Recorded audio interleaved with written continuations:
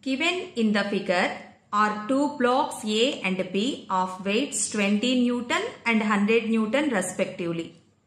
These are being pressed against a wall by a force F as shown in the figure. If the coefficient of friction between the blocks is 0.1 and between the block B and the wall is 0.15, the frictional force applied by the wall on the block B is. This is the given diagram.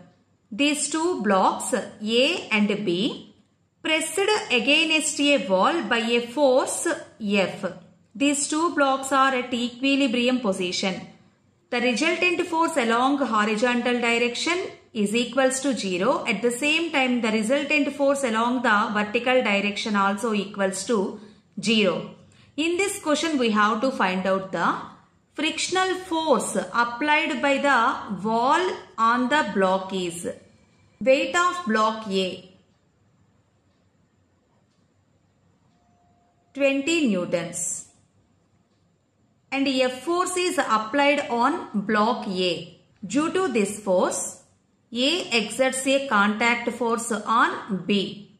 At the same time, B also exerts a contact force on A. The resultant force along the horizontal direction is equals to 0. At the same time, vertical forces are on A. In between A and B, frictional force is there. Let it be F1. Due to this frictional force on A, it exerts a pseudo force on B. So on B, the same magnitude of the force acting in opposite direction. At the same time, in between B and the wall also frictional force is there. Let it be F2. And weight of the block B is 100 Newton. Vertical forces acting on A, upward direction F1 and downward direction 20 newtons. So F1 is equals to 20 Newton. And on block B, in upward direction F2 and downward direction F1 plus 100. In place of F1, substitute 20. That is equals to 120 newtons.